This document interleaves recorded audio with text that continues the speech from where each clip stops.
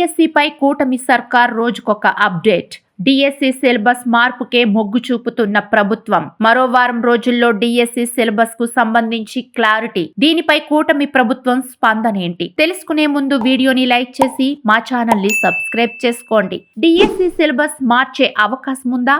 1 ఉంది, 2 లేదు. మీ ఆన్సర్ ని కామెంట్ బాక్స్ లో కామెంట్ చేయండి. మెగా డిఎస్సి పై కూటమి సర్కార్ రోజుకొక అప్డేట్ విడుదల చేస్తోంది. ఇప్పటికే విడుదల కావాల్సిన డిఎస్సి నోటిఫికేషన్ పలు కారణాల వల్ల వాయిదా పడిన సంగతి తెలిసిందే. అయితే తిరిగి ఎప్పుడు జారీ చేస్తారన్న దానిపై స్పష్టత కొరవడింది. ఎస్సీ వర్గీకరణపై నిపుణుల కమిటీ ప్రభుత్వానికి నివేదిక సమర్పించిన తర్వాతే మెగా డిఎస్సి నోటిఫికేషన్ విడుదల తేదీపై క్లారిటీ వచ్చే అవకాశం ఉంది. డిఎస్సి నోటిఫికేషన్ 2-3 నెలల పాటు వాయిదా వేసినప్పటికీ అనుకున్న సమయానికి టీచర్ల భర్తీ చేస్తామని గట్టిగా చెబుతుంది.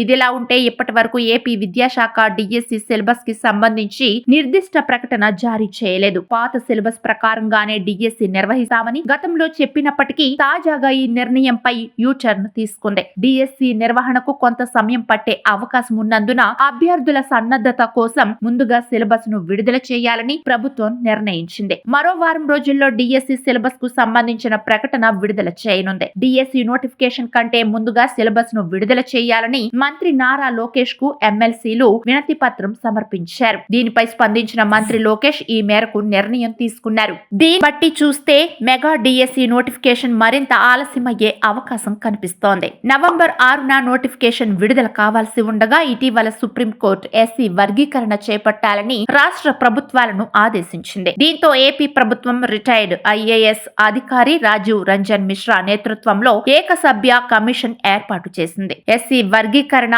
అమలు వంటి అంశాలపై అధ్యయనం చేసి 60 రోజుల్లో ప్రభుత్వానికి నివేదిక ఇవ్వాలని స్పష్టం చేసింది. ఈ రిపోర్టు వచ్చిన తర్వాత డిఎస్సి నోటిఫికేషన్ విడుదల కానుంది. దీన్ని బట్టి ఫిబ్రవరి లేదా మార్చిలో నోటిఫికేషన్ విడుదల కానుంది. ఇటీవల అసెంబ్లీలో మంత్రి లోకేష్ డిఎస్సి నోటిఫికేషన్ కు ఎలాంటి న్యాయ వివాదాలు తలెత్తకుండా వచ్చే విద్యా సంవత్సరంలోగా టీచర్ ఉద్యోగాల భర్తీ పూర్తి చేయనున్నట్టు ప్రకటించారు. మంత్రి మాటలను బట్టి ఎస్సీ వర్గీకరణపై స్పష్టత వచ్చాకే నోటిఫికేషన్ విడుదల అయ్యే అవకాశం కనిపిస్తోంది. ఈలోగా అభ్యర్థులు ఎగ్జామ్ కు సిద్ధంగా ఉండాలని సూచించింది. డిఎస్సి ప్రిపేర్ అయ్యేందుకు అందరికీ అవకాశం కల్పించాలనే ఉద్దేశంతో గత నోటిఫికేషన్ రద్దు చేసి టెట్ ను నిర్వహించింది. నోటిఫికేషన్ విడుదల చేయాలనుకునే సమయంలో ఎస్సీ వర్గీకరణ విషయంలో న్యాయ సమస్యలు వస్తాయని వాయిదా వేసింది. డిఎస్సి అభ్యర్థులకు బీసీ స్టడీ సర్కిళ్ల ద్వారా ఉచితంగా కోచింగ్ అందిస్తోంది. నోటిఫికేషన్ వచ్చేలోగా వీరి కోచింగ్ పూర్తి కానుంది. వచ్చే నోటిఫికేషన్ ప్రకారం మొత్తం 16,347 పోస్టులను భర్తీ చేయనున్నారు. ఇందులో సెకండరీ గ్రేడ్ టీచర్లు 6,371, స్కూల్ అసిస్టెంట్లు 7,725, trained graduate teachers 1,781, post graduate teacher 286, ప్రిన్సిపాళ్లు